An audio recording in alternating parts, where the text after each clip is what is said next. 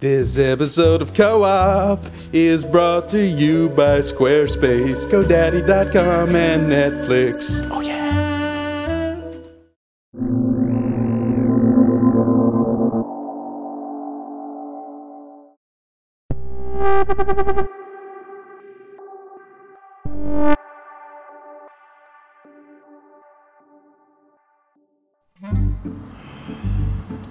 Let me run the schedule by you guys real quick for this week. No. Go for it. Do not make me come over there. Tomorrow, shooting for the narrative. We have a chat in the evening, 6 p.m. Yep. Wednesday, we've got the EA event. What's that? We gotta go to. What's going on with that? Oh, we were gonna go see, hold on. Dante's Inferno, Dead Space Extraction, the new Need for Speed games, the new Spore stuff, and Brutal Legend. That's Brutal Legend. Brutal Never Legend. forget the nuts. Brutal Legend. Sorry, Tim Schafer. Yeah, and then I have stuff for Jason today. Where is he? Oh, he sent me a text a second ago. Missed his bus. How do you miss your bus? I don't know, maybe you went to go get a latte or something. One needs his caffeine. Loser. He needs to come to his meeting on time.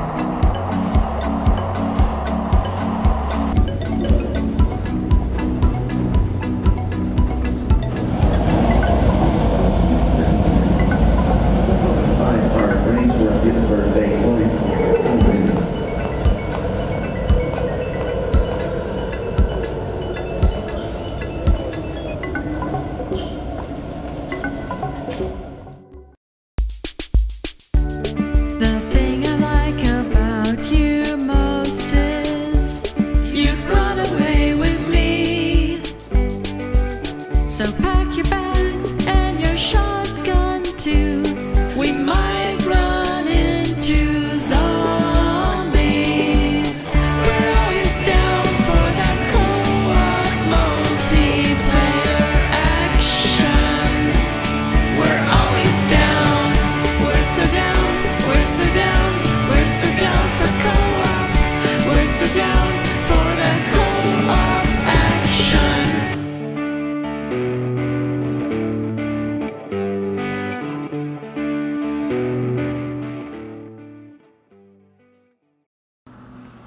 What if life was like Squarespace? Squarespace is a publishing system for anyone looking to build a blog, portfolio, or any kind of website. Squarespace offers a uniquely flexible tool for just about anyone, no coding experience required, to build high-end, complex websites with the same functionality and uniqueness that you find on some of the highest trafficked pages on the web. Good taste not included. So help us out and use promo code COOP and save 10% off the life of your plan. Dropping names is kind of lame, but Phil Fish was staying with us during the GDC, just crashing at our pad because we have... Wow, way to name drop. Yeah, my PlayStation was out here, so he was looking for some games to play. He went into my room to look at what PlayStation 3 games I have, and MotorStorm Pacific Rift was the game that he grabbed. Now this game is interesting to me particularly because I missed it last year. It's another one of those games that came out in the middle of everything else. I had played the review build of it, which didn't have motion control in it. Right. And it made me not want to play it because in the first MotorStorm, I loved the motion control so much. It was the game that really got me into it. Yeah. And then when the retail version came out, there it was. And it was right in there and everything worked perfectly just the way it did. Hidden under layers of menus, which is very strange. It's really been all we've been playing here, and I just love that game. So here we are.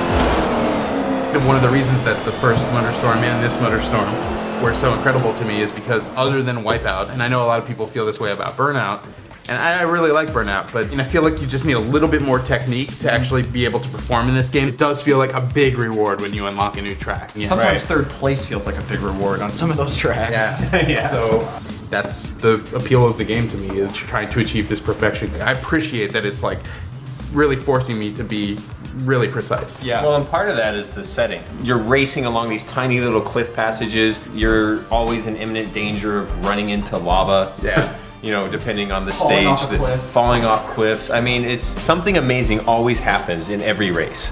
There's It's- always some car flying over top of your Right, car or right. whatever, or like 2 cars that crash right in front of you just as you're flying by, or Well, you will take some jump that puts you 100 feet into the, or thousands of feet into the air, and you Right. come down and like you shouldn't land it, but it's an arcade racer, so you do. So you do, right? Yeah. It's like a perfect mix of like racing and just hanging on for dear life. Right. That's exactly what it is.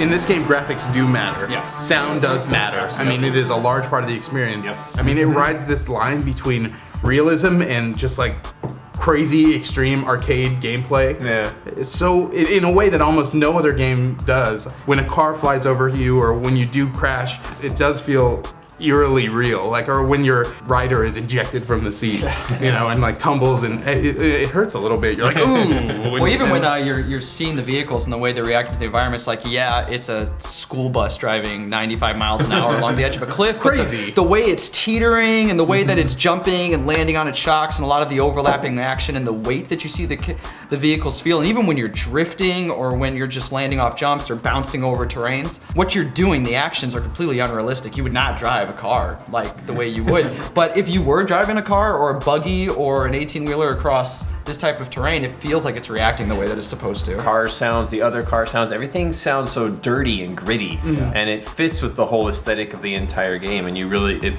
it places you inside this totally unrealistic vehicle in this totally unrealistic environment. And when that package comes together, though, there is no suspension of disbelief. You're just there.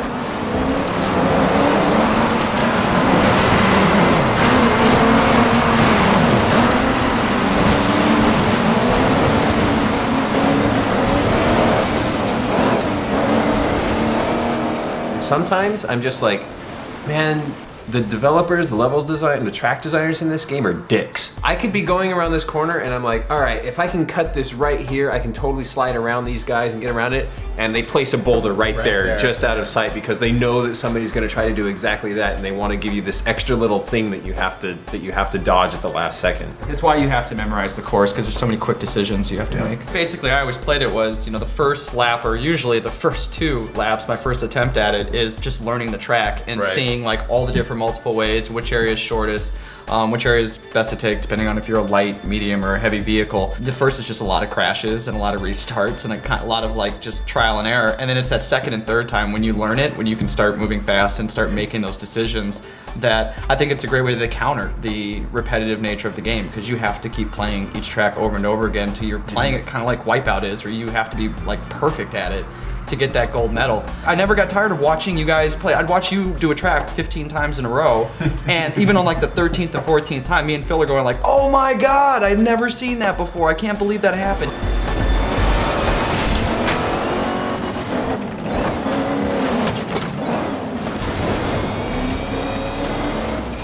Temperature is it has much more gameplay functionality in this game than it did in the past game. If you're going near lava or jumping over lava, then your temperature gauge is on fire to say that if you're using your boost, it's going to heat you up a lot faster. And the opposite when you're going under a waterfall or under sprinklers or over water, then your temperature gauge fills up a lot slower, or it cools you down a lot faster if you're not boosting while you're going over the water. Right. And that really brings in a lot of strategy, because I would go through and I would say, okay, here's a pool in front of me. And the natural inclination is when you go in there to like lay on the boost, because it's like, you feel like, oh, it's free. But the thing is like if you don't lay on the boost, That and is let it really slow, quick. yeah, and let it slow you down a little bit, then it cools you down super rapidly. Yep. And then you can like boost for a lot longer once you get out of the pool. And of course the water, depending upon what vehicle you're in, the water completely slows you down as well. That really made me love the different classes of vehicles, because before I was thinking, why would anybody ever want to play these big ass trucks? There's this track where right near the beginning there's these ledges that you can't get over, like this kind of, it looks sort of like a ramp from far away, but if you try to hit it with a smaller car, you run right into it, right? But if you're in a big truck, you can make it over it, and you can totally shortcut like the whole track. And then later on in the track, there's a river section, and if you're in the big truck, you just dive down right into the river and drive in the river the entire time until you get to the end of the course. And I did that once in a buggy, and it took forever. Yeah, you totally can't do it. But in the big truck, it's the way to go. Yep.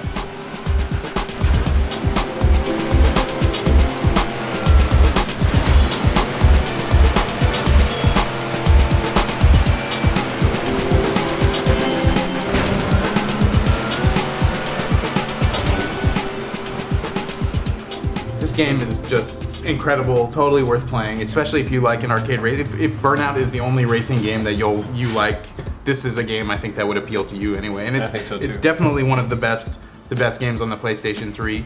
And if you do play it and you like it, I would even say that you should probably go back and play the original MotorStorm, because even though it is a bit more limited in scope, if you know that going into it, you're still gonna love the tracks. I mean, I'm not a huge racing game fan. I dabble in the genre, but it takes something really special, honestly. It's got to press a lot of buttons to get me to stick with it for a long period of time. Right. And to play a racing game that like keeps me interested for 2 weeks and I'm still thinking about it and I still want to like get golds on every single course and it's making me like really OCD, that's really out of character for me. So that says a lot for the game about what it's accomplishing. It's like Mario Kart for adults, you know? Exactly.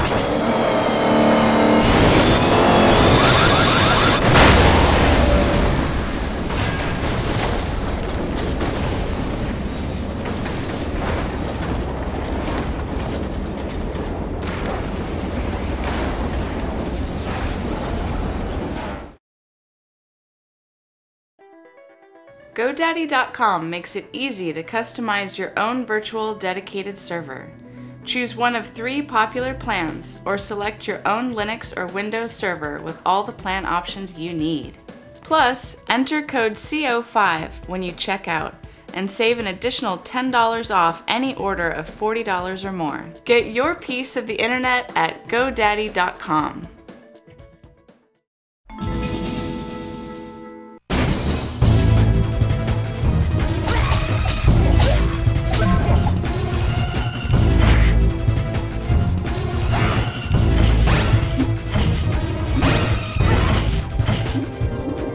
You beat it.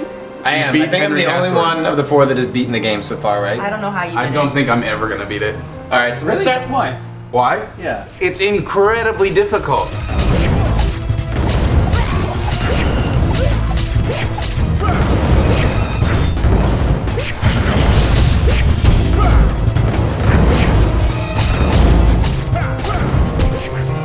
When you play the first couple levels, it feels really good, it's really fun, and the game is very deceptive. Oh, it's a simple platformer. Oh, it's a simple puzzler. But when you combine the two, it becomes very, very complicated very quickly. It requires you to be extremely competent at Planet Puzzle League type switching puzzle. yeah. You have to play it like crazy fast. Yeah. This was the first time that I played a puzzle game in a really, really long time. And I guess it was a combination of like the items and like the way that they interacted with my actions there that really just kept me going and interacting and being really quick with it. I don't know, I think that there's a really great balance between the two worlds, the way that they interact, the way that they inform each other and your actions that you participate in them.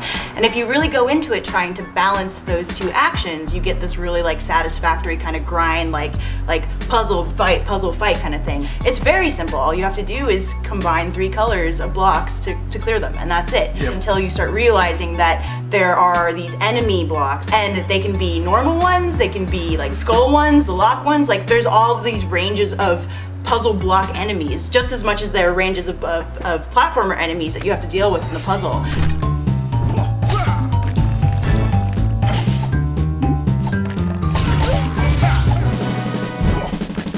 I don't know about you guys, but I never actually, up until very late in the game, ever had an enemy ever actually cross over. I mean, I was so anal retentive about going down and like getting everything set up. Is that because you were just being anal about it, or is it because you like the puzzle game better than the platform game?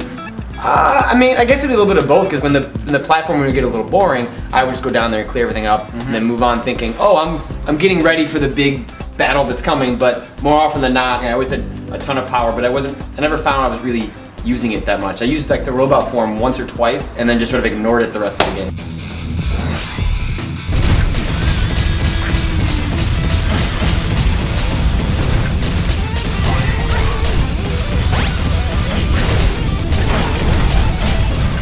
I would develop these systems. I'm like, all right, well, I'm in this part of the game, and like in a little while, I'm probably going to come into one of those melee situations where everybody's attacking me. Yeah. So I'm going to save my puzzle blocks, continue onward with the platform, you know, really just like plan it ahead, and that's just sort of the pathway that I had.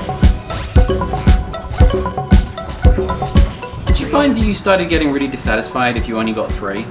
Like, I would like start obsessing on getting 4s and 5s and like... And you just start clearing things in different parts, hoping that it would line up somewhere so you could get 4 or 5. Or if you make some idiot mistake and actually move a block down so there's only 2 and you're like, shit! Oh yeah, or I would hate when like I would move a block across and it would hit a 3 block that I didn't see, and I would be like, do. Wow, fuck! Like I didn't mean to make that pattern. One of the biggest comments I can give to the game is that whenever I would go into the puzzle stage, there was almost always something I could put together. Even if it wasn't like, I had no enemy blocks, I didn't have anything that was really gonna boost my super meter, like I always found something and I had something to work with.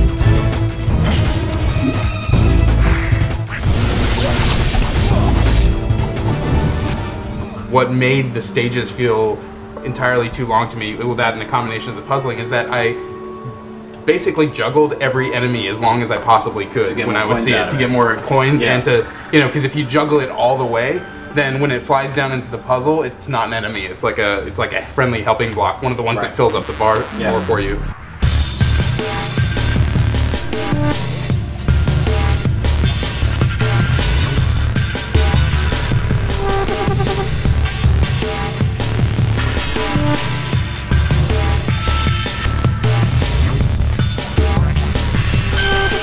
I just found it very interesting that even though this fighting mechanic was so much fun, I still was kind of bored by the early stages.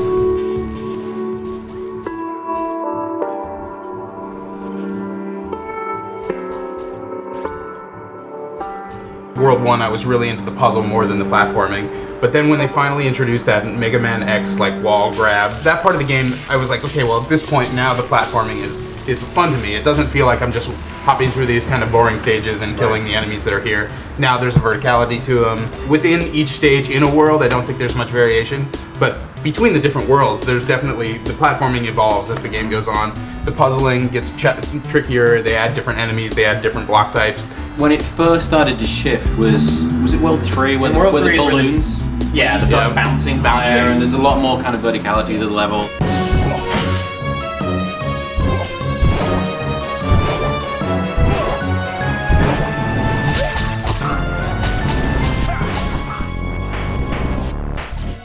The part that really pissed me off was in that crazy boss battle at the end of World 3, which was... the icicles, yes. Right? In almost every other instance where they put something in the puzzle, there's a way to get rid of it, there's a way to get around it. There's no way to get rid of the icicles once they're in the puzzle. If you don't attack them in the platforming section, they're stuck there till they disappear when they float out. Like everything else in the game, you can find a way to get rid of it. And there's no way to do that with the icicles. But the reason the game works is because you're using the platforming and the puzzle together, and when they essentially eliminate your ability to use the puzzle section, that becomes frustrating. The puzzle's not good enough to stay on its own. The platforming's not good enough to stay on its own, but together is why it's really interesting. The mistake that EA made with it is sort of presenting it to the world as something simpler than it really is. It is not a casual game. It's not a casual game by any stretch of the imagination. It starts off seeming like it might be. It's old school, like 2D platformer, pattern watch. You have to learn the pattern on how everything behaves. You have to switch back and forth a lot in those phases. And I could see some people like buying it and trying it because, you know, they've heard a lot of people talking about it, and then like maybe an hour in just being like, whoa.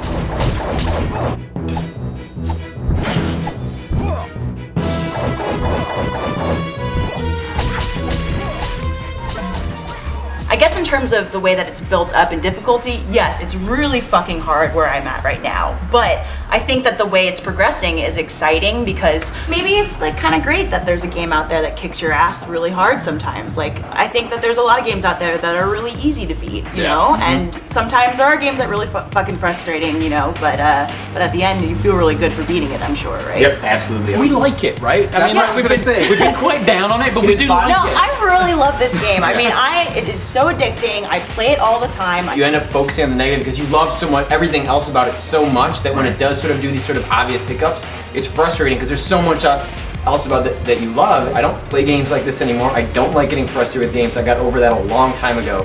And I finished this game, loved it. The question remains, is it fun? Is it worth checking out? And I think that it totally is because of the simple fact that it combines these two genres in a way that actually works when it's functioning at its best.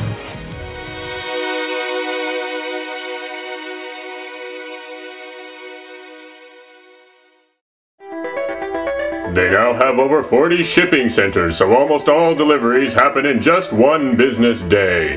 That means you can get the terminal tomorrow, Rob. Really? Yes. Awesome! The Netflix plans start from $4.99. As a new member, you can get a no-risk 2-week free trial membership. Check it out at www.netflix.com/COOP. Remember to type the www when using this code. Yes! Yes!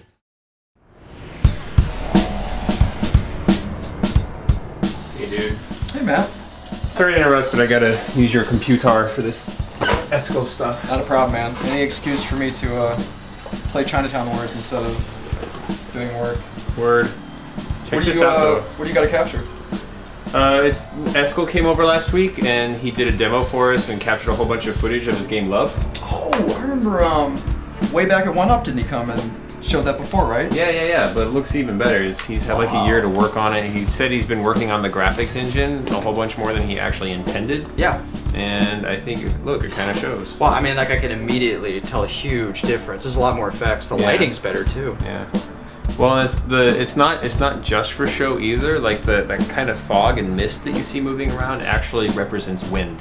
Oh, really? Yeah. So it does has variable speeds that's kind of going by, and that kind of tells you how fast the wind is going. Yep, exactly. So it's the whole engine is just really pretty looking. It's all low poly basically, and so by default things would have really sharp, hard edges. Yeah. So you spend a lot of time making the straight edges look like they're not straight. So it's sort of like a filter distorting it to make basically, it look it's a whole lot of post-processing in the engine. Right. Which is really funny because that's what somebody was saying in the Indie Rant panel, is that like, why are everybody focusing on these super high-resolution textures and everything like that? Why aren't they using their graphics horsepower in the current generation of GPUs to do a lot of post-processing and do something really interesting with the visual? And that's exactly what this is. So a really amazing thing about this though is that this is all a one-man project.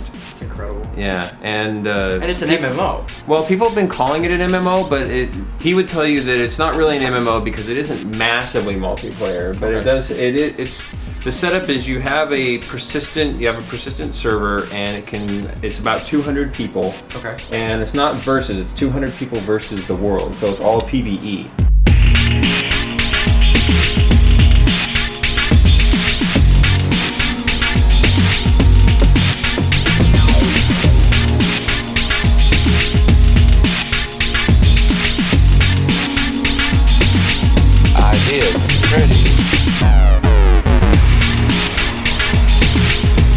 And the game is roughly about finding these tokens. So I'm gonna grab this token and I'm gonna run away a little bit, and I'm gonna start by building something in this world. I'm gonna bring out the object that I just picked up. I'm gonna place it over here. Now this object is a monolith that creates my settlement. So around this area I can now build, I can do stuff, I can bring in objects. So you can just grab the ground like this and pull it up and build stuff. Not only can you build stuff, you can make holes in them, so you can make little walls. You can dig down if you want to. I can start building some sort of cave here. You can walk up to a wall and just start clicking and making holes. So you can build your own cities and things like that. It's kind of fun.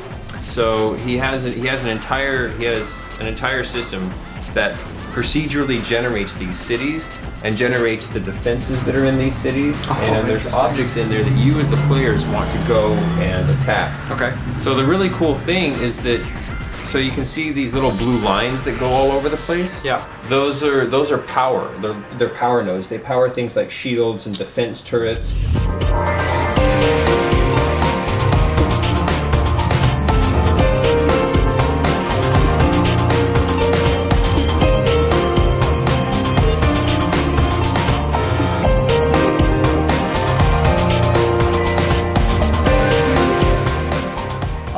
And here you can see actually the AI is manufacturing power-ups.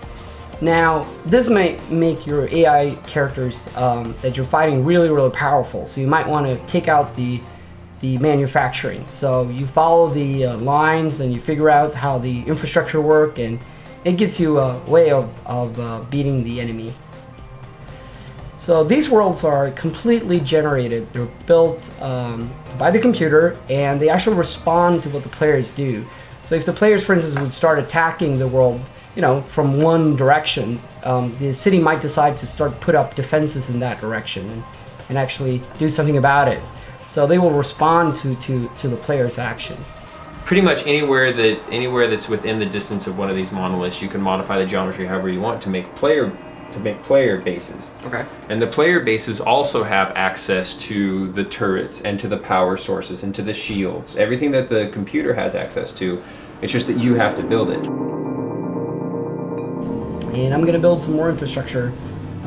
Let's build a force field. Now the force field is something you'll get pretty late in the game, so it's not something everyone will have, but I'm cheating, so we can throw one up.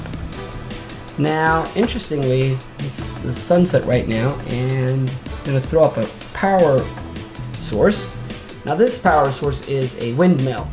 Now as it happens, we're having some good timing here, because right now, in the morning and the evening, there's no wind. You can see all the air is standing still, so it doesn't actually rotate. So now when the day breaks and going into day, it starts spinning around. So now it starts to produce power. So what I'm going to do is I'm going to bring up my binoculars.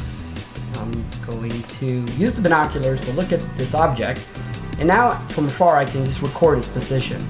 Get another little icon here down that shows where it is, and I can put that into this little configuration display. So now we can see this thing is powering my force field. So now everything within it is protected. The force field isn't very big because it's not a very good power generator, but if I put more power on, it'll grow bigger. So in this right here, you can do things like, here he found a radio tower. And so if you plant the radio tower, then you can go in and you can define a frequency down in the editor thing down there. Yep. And you define a frequency, and then anybody in the game can tune into that frequency. And if they've tuned into that frequency, then they hear the chat. Well, I guess there isn't any voice chat, but they see the text chat. Right. It reminds me sort of like just looking at the interface and all the little things you control. It reminds me of, you know, Cortex that we had looked at recently too, where kind of, there's yeah, a whole lot of player control and sort of like options that you... Well, the little menu that keeps popping up in this footage is actually just his cheat menu. I was about to say, it looks like an alien hieroglyphics language. It is. Like all of those little icons mean something to him, but it's just so he can have a quick access to his tools and to what he's building.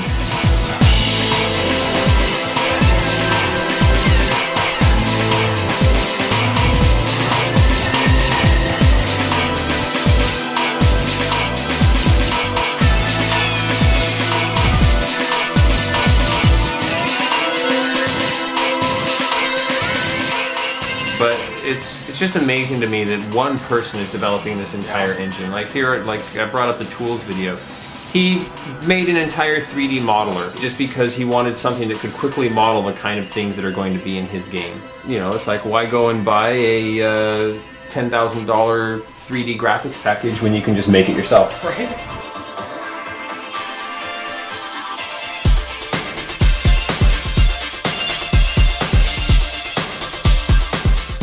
I'm going to use my modeling tool. I'm going to connect to a server. The server is running over here. It's kind of boring.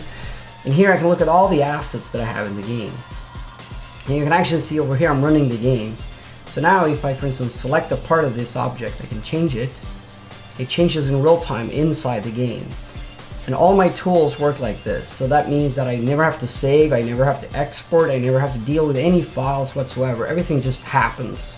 I can do level of detail by bringing in the number of complexity. I can pull up the complexity or pull it down, all in real time. Actually, let's turn on wireframe. You can all see sort of how you can take down the complexity or take it up depending on different machines. So when you make your art, you don't really have to care about whether it's for a platform if you have lots of polygons or very few polygons. So you can use the same assets for a PSP game or a PlayStation 3 game or a 360 game. You can control very perfectly exactly how many polygons you want in the final product. So this thing right here, what is that? It's just a tool that he used to monitor what the world would look like if he just let it sit there and change on its own. And this is the AI actually building and modifying, like creating and destroying cities over time. And it's sped up, you know, I don't know, hundreds of times or thousands of times or whatever. Right. But this just gives you an idea of what's going on in his entire world simulation at any given moment. You can see those little spaceships flying around. Click on one of those. You can actually have a little bit of fun in your world. And this is maybe not the best thing for productivity, but it's kind of fun. So we're gonna stop that now.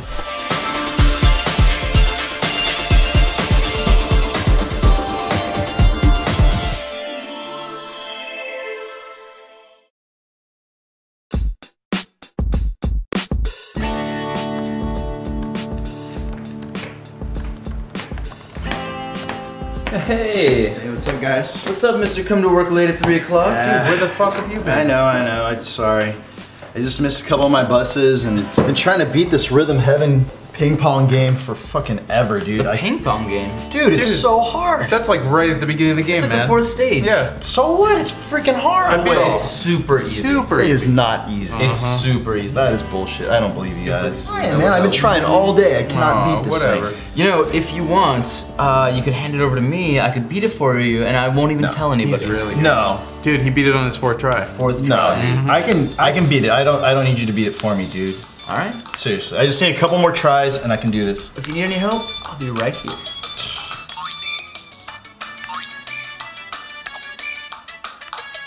God damn it. Dude, you are no good at this. Look at that. It always goes right. It's slightly crooked to the right. You have no rhythm. You gotta have the bob, you know, where you're like, don't. I've been bobbing. I'm listening to the You're music. not bobbing and weaving enough, my friend. The music is just like mocking me. It's just dun dun dun dun dun dun. I can't make the ball go straight. Oh, I can't do this. Fuck this. This is here. Go Ready? for it. Go for it, dude. All right. Go for it. I cannot beat that. I need a stylist. Yeah, I can't do this shit. All right. That stupid song. It's just like it's mocking me. It's just, All right. I'll do this for you. On one condition. Someday, sometime, you don't know when or why, but I may ask you for a favor. A favor. And when that day comes, you will have no choice but to fulfill my request. Got it? Yeah, okay, dude, whatever. Just Got beat, it? Just beat it. Yeah, it's fine. Whatever you want. All right. Just beat it. Let's shake on it. Okay. All right. Fine.